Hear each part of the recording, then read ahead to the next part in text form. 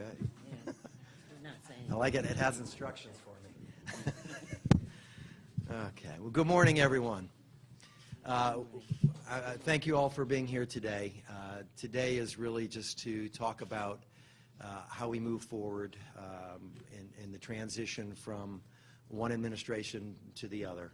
This is kind of uncharted territory here in the city. We have not had, certainly in our history of having strong mayors, we've never had a situation where we've transitioned from one mayor to another where it wasn't an open seat.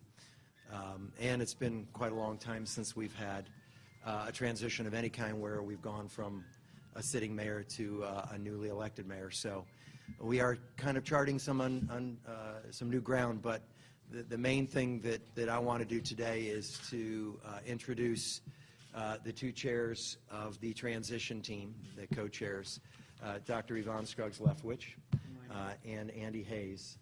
I am honored to have both of them serve in this capacity. I am particularly honored because I think extremely highly of both of them. Their resumes are quite impressive. Their backgrounds of community service, of involvement in this community, and just in general, I think are beyond reproach and are extremely impressive and are really great fits for what we need to be doing in moving forward as a community.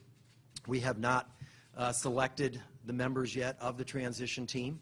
We'll be making those announcements within the next week to 2 weeks as to all the members of the transition team and who will be participating. But like my co-chairs, it's our aim to have a very diverse group of members on this transition team that have varying backgrounds. I think that's really important, that really reflect this community so that we, in moving forward, have a good sense of the needs of the community so that we can address those needs as we move forward. So I am honored to have these two working with me as we go forward. And I'm looking forward to working with our mayor, Bill Foster. And I want to make it very clear that Bill Foster is the mayor of the city of St. Petersburg. He is the mayor until I'm sworn in, and I do not intend on doing anything to interfere with his ability to govern, and am going to be extremely respectful of the fact that he is the mayor. And I do not want to do anything that I'm stepping on his toes and in any way am preventing him from doing his job, but we will work together. He and I spoke last night. We are friends. We, I think, have a mutual respect for each other and know that both of us care about this city.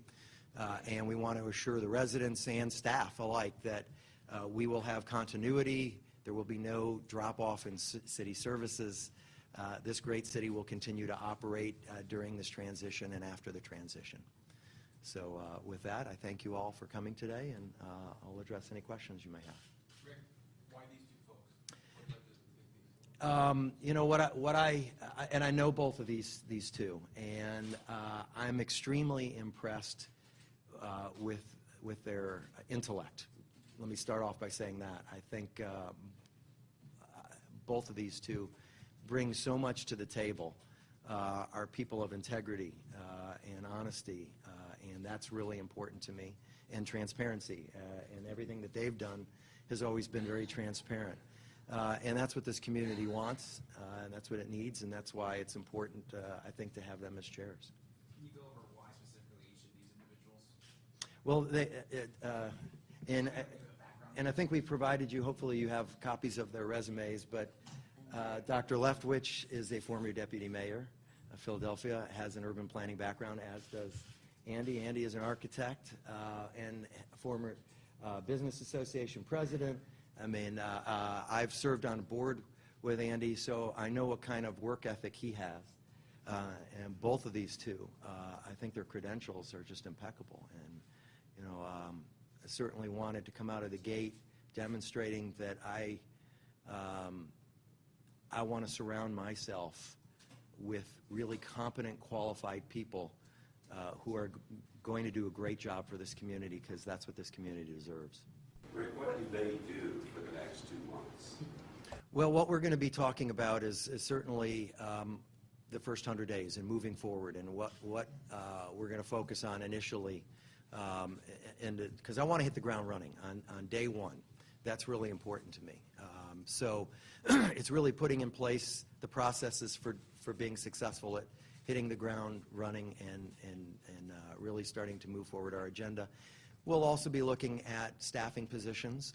I want to meet with all of the upper staff, and I know there's a number of folks who I've heard, are considering retirement. I want to see where they're at and whether they want to stay on or whether they're ready to take that step.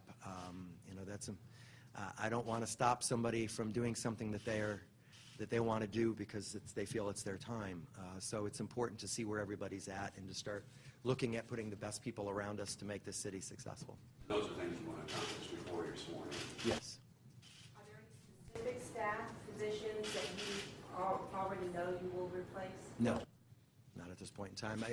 I want to meet with all of the staff and have a chance to talk with them and make sure that they want to serve with me. You're not going to have a police. When do you think you'll have your first meeting with the Rays management? I will reach out to them just to have an initial talk. We're not going to get into substantive issues. I think it's important that we at least get to know each other so that after I'm sworn in, then we can start getting to the substantive issues. But I will be reaching out to them within the week to try and get something scheduled. I've met Matt Silverman on a number of occasions, but I haven't had the opportunity to meet with Stu Sternberg yet. I'm looking forward to sitting down and just getting to know each other so that we can then start the process of doing what we can to make this team successful here. With the police chief retiring just a few days after you're sworn in, how do you plan to begin the process now with, as part of your transition, working with the mayor and making sure your goals are met? Well, the mayor and I need to talk about the process going forward. We both, on the campaign trail, talked about how we wanted to do a nationwide search. He and I did not disagree on that at all. I think that's important. I don't think a couple of our internal candidates have applied yet. I hope they do. I'd be disappointed if they didn't, quite frankly, because I think they bring a lot to the table also. And I haven't quite, honestly, I want to hire the best person for the job, whether that's someone from the inside or outside. So specifically, because as I understand it, is the mayor halting his search? What will be the next, concrete steps you will be taking, sitting down with the mayor and discussing, we're going to call this consultant as opposed to this? What do you see the next specific steps? Yeah, I think it's important that we're working together on this. I mean, ultimately, I don't anticipate that he's going to hire someone before I take office, because, quite frankly, I wouldn't want to be that person, because if it's not somebody that I necessarily would have selected, it puts their job at risk before they get started. So he and I need to be on the same page. I don't anticipate any problems or difficulties in working with the mayor. Again, I know where his heart is. His heart is with the city. His heart is trying to do what's best for the city of St. Petersburg. I've always felt that that's where his heart was, and so I'm confident that he and I can work together and we won't have any issues. The mayor very specifically said last night that he is putting on instant hold the police chief issue, but I suspect that he'll want to be consulting with you from this point forward so that there is a smoother transition. Yeah, and he and I talked briefly about that last night, about working together on the transition. So again, I have no concerns, no worries about the transition from his administration to mine. Again, Bill and I worked together for 6 years on council. I said during the campaign, one of the more difficult parts of campaigning was the fact that he and I genuinely like each other, and it would have been easier if we didn't like each other to campaign, but we do. And so I don't anticipate any problems in that respect. Just one quick follow-up on that. So, will there be a transitional police chief? It seems like it would be pretty fast-tracked to expect a new chief by the time the current one. Yeah, a lot of it is going to depend on how the process works. If we need to appoint someone in the interim, we'll do that, because obviously we've got to continue to provide that same level of service and leadership. So we'll have to see how the process flows, and we'll address that when the need arises. Are you going to hire a search firm for a police chief? I would like to, and that will be one of the things that I will discuss with the mayor. Is I think, and I've said this consistently throughout the campaign, I think we need to have an outside firm that is coordinating it. I think it gives us an opportunity to get a broader spectrum of candidates potentially. And I want to make sure that we have every opportunity to hire the best possible person we can for that position. It's an extremely important position. I mean, obviously, public safety is your number one obligation to your community as a city. But above and beyond that, creating that relationship with the community that I talked about a lot during this campaign is really important, that we reestablish the bond between the police department and the community. And so it's really important to me that we get the best person that's going to be able to do that. Rick, talk a little bit about the relationship between St. Petersburg and Tampa. It's always been contentious. Now we've got 2 Democratic mayors, 2 mostly Democratic councils. Do you see there being some bonding there, if you will, between the 2 cities? I've never seen the 2 mayors together. Yeah, well, and I wouldn't, let me be very clear, the moving forward and having a relationship with Tampa will have nothing to do with our parties. What it has to do with is what's in the best interest of our city. How can we benefit together collaboratively for the Tampa Bay area? Because I think if Tampa is succeeding, we also succeed. If we're succeeding, Tampa also succeeds. The mayor of Tampa and I have been friends for 13 years, so certainly that makes things a lot easier. And I'm excited. I'm really excited about working with this city council. I think we've got a great city council here. And I think working together in a team, we can do a lot of really great things for the city. But it isn't about party. It's about relationships, and it's about doing what's in the best interest of our community and how that benefits us to work together. Rick, what do you say to the critics that community fear you'll turn City Hall into a Harvey Hall for Democratic allies? No, let me just say, if you look at the resumes of these 2, they come from very different backgrounds, different parties. It's all about having the best people. I don't care what party they are. I want the people who are committed to this community, who are bright, who are committed, and who bring integrity to the position. And that's all I care about. I'm not interested in giving people jobs just to give them a job because they're a certain party or they did a certain thing on my campaign. I want the best people for this community that are going to move us forward.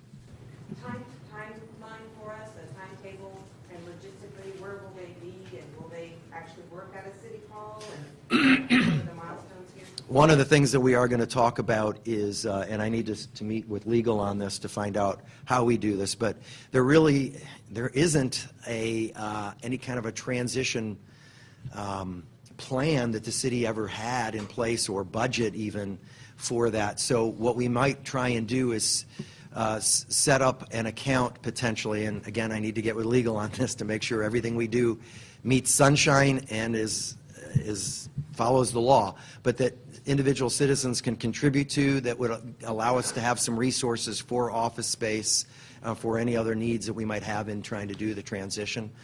So we haven't gotten there yet. These are discussions that will be taking place over the next week. Who's your first hire?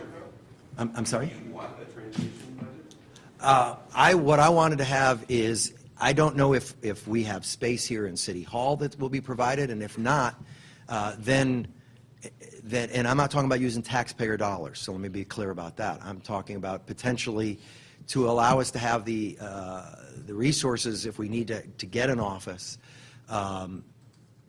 Private citizens that want to contribute to do that would be able potentially to do that.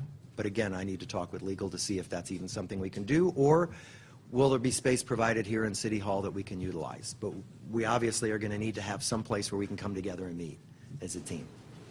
You guys want in when? January 2nd. What do you see happening with the pier between now and when you take office? The mayor has initiated a plan, city council has snubbed it. So what happens? This is another issue that the mayor and I will need to talk about. We had some different visions for how to move the pier forward. Both of us, again, are committed to getting something done and getting it done in a timely fashion, because we don't want to see that pier shut down and vacant and empty for years. So we need to talk about coming together on moving that forward, and I look forward to having that discussion with the mayor. Would you consider partially reopening the pier, because expenses are going into the security and it could be shut down for quite some time? Yeah, one of the things that I am interested in looking into, the structure itself, no. But the area around it, potentially, yes. I'd like to see about potentially giving people the opportunity to fish again around the pier, to at least, walk in and ride their bikes around there like they used to be able to do. I hate seeing that fence, that barrier there. It just, I don't like what it represents. So that's something that I want to explore, because I think it still is, this is the citizens' pier, and I still would like to see the citizens have some access, at least to the area around it. But not interested in looking into reopening the pier building? No. No. Rick, last night, Mayor Foster said that he still wanted to move ahead with that survey of residents about what they want right out on the pier. Does that fit in with your plan? Potentially it could. I mean, my plan really was reaching out to the citizens on a 3-month period. So if that's one of the ways we do it, I'm okay with that. I mean, it's all about making sure that we give people an opportunity, a second bite at the apple, to weigh in on this and tell us what do you want it to do. Because really that's where I think we had the breakdown is we came up with a design and then tried to figure out how to make that design do what people wanted it to do, as opposed to saying, what do people want this structure to do? What do they want the pier to be for them? And then let's talk about what it's going to look like once we're clear on what it does within the confines of our budget. And we can never forget about that. So, we'll take one more question. How will your office look different than the current office? You have a chief of staff, you have a spokesperson. Yeah, I haven't made final decisions on that, but I am leaning toward both of those, having a chief of staff and a communications person in place. I think it's really important that we're the 4th largest city in the state, and I want to make sure we are run as the 4th largest city in the state. Now, that's not to say that I want us to get away from what makes us special, which is that feeling of community. I think you can do both. It is what differentiates us in some ways from Tampa, for example. I mean, you can't go anywhere in this city without running into somebody that you know. And that's what makes us special. That's why this is one of the reasons. There's many, but that's one of the reasons why this is such a great community. But it doesn't mean the city government has to be run as if it's a small town, because we're not. We're the 4th largest. So I want to make sure we are professional. And I think, the professionalism that you saw during my campaign with my campaign team, I want to see that same level in city government. What's the difference between the chief of staff and the city administrator? There is a big difference between that. The chief of staff is really the one who works directly with me, versus the city administrator, who I see being more of the contact person with city staff, and that they initially can go to on city issues. But we're going to look at the whole org chart, and the org chart may look different from what you see right now. So thank you all so much for coming. Appreciate it.